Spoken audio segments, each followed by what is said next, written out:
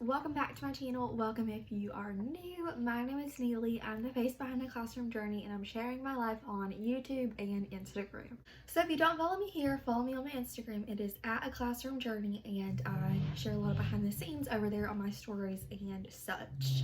I also have an email that you can reach me at, and this video is actually inspired by someone who emailed me and asked me a few different questions about how I plan and execute my day. Today's video is going to be devoted to talking about my day, how I plan my day as a teacher, and how I decide what to do every day. So I had a lady reach out to me and she said that she watched one of my videos and she was wondering like what worksheets I do and like how I plan my day. She's opening up her own daycare / preschool and wanted some tips. So today I'm here to answer those questions and talk to you about what I do every day. Well, the school year is now over, so I'm not in that same classroom anymore, but I am just going to go over what I did do in the classroom and the procedures that we did each day. Our day was pretty similar every single day. We kind of had it routined down to every day doing the same sort of outline of things.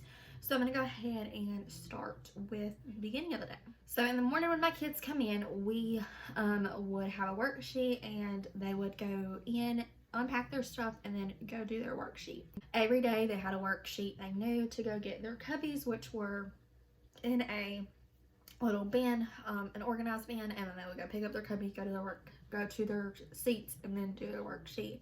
We also had a turn-in bin, so because they're going to kindergarten this year, I wanted to teach them how to turn their work in and know that there's a designated spot to turn their work in. So they had a turn-in bin that was right near their cubbies, so they would do their worksheet, put their cubby up, and then turn their work in. By the end of the school year, or by like the middle of the school year, all my kids were writing their names, so they would have to write their name on their paper before they could turn in their work as well. After the kids finished their worksheets, we would have snack and do that kind of thing. We are a 4-hour preschool, so it's not a full day, it's just half day, so our day is limited and we have to figure out the most important key aspects of the day of what we want to fit in to the 4 hours that we have with them and make the most of that time. So when the kids finished snack, all that, bathroom, we would come back into our room and we would have our curriculum time. So they would sit down at their seats. That they knew that was the time that it was my turn to be the leader and talk, and we would do all of the morning time stuff. That includes the alphabet, numbers, counting, shapes, letters, sounds, words that went with the letter that we were learning that week, days of the week, months of the year, the weather outside, and all that good stuff. That took up pretty much our morning time, and then we moved into our second worksheet of the day. Usually that worksheet had to do something with the letter that we were learning that week, and once we finished our letters, that moved into words that began with those letters, or trying to figure out for some fluency, something to go along with what we were learning that day. Now, I had a lady that reached out and said that she didn't think worksheets were very appropriate for preschoolers, but I will say that my kids had plenty of time to play and plenty of time to go outside, plenty of time to be creative, but we do implement worksheets at our preschool because when they go to kindergarten, they need to learn that there is going to be time to work and to learn how to sit at a desk and concentrate and focus and be independent. And the worksheets, of course, took like 5 minutes max, so it was nothing elaborate, and it was something that taught them how to do it. Plus, I actually had a lot of kids that begged for more worksheets. When they were playing, they would ask me to come up and give them a worksheet to do. So, after they finished their worksheet, they would move into their center time. This was the time that they got to be creative and do what they wanted to do. Some of my centers included a dentist center, a doctor center, a teacher center, a science center. I did a center that was camping one time, and I did a space center as well. I changed out my centers all the time during the school year because I didn't want my kids to get bored, plus that also gave them a chance to explore new things. So when there were no centers, obviously it made them have to think about new ideas of how to play, and of course I wanted that to be something that made them have to think and be creative. After center time, we moved into usually around lunch, or we would do a craft. I tried to implement a letter craft for each of my letters that we did. So it would be a picture or a craft that was the same as the letter that we were learning that week. So for example, if we were doing like the Q, letter Q, just off the top of my head, thinking about what we did for Q, we made quilts. I'm trying to record a video. Trying to what? Record a video.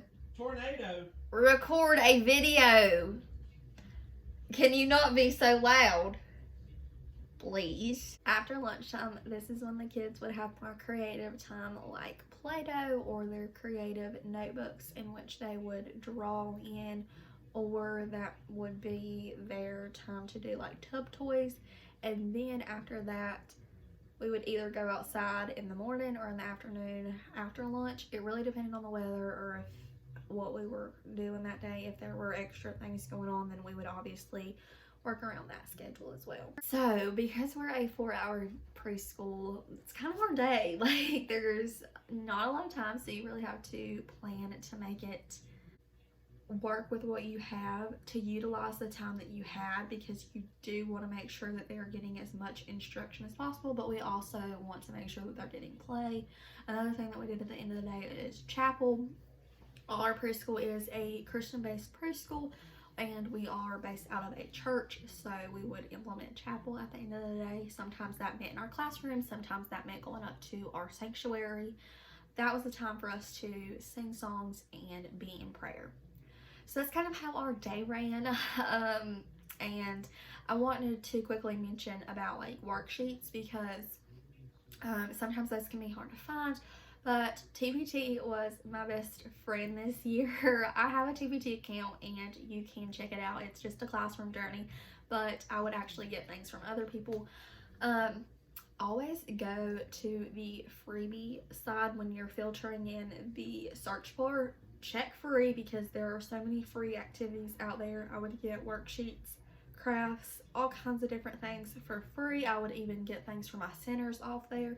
So totally check out the freebie mark, because there are so many free things out there that are great resources. At the end of the day, we had a great year. It was so awesome. I love my kids. I miss my kids already. So I hope that this helped. I also had someone reach out to me about classroom management, so that's probably what I'll do next. And sit down and chat about. But for now, I'm gonna go ahead and end the video here. I hope that this helped you in some way, and I hope that you hit that subscribe button if this is something that interests you. But without further ado, I'll catch y'all in the next one, and I'll see you guys next time.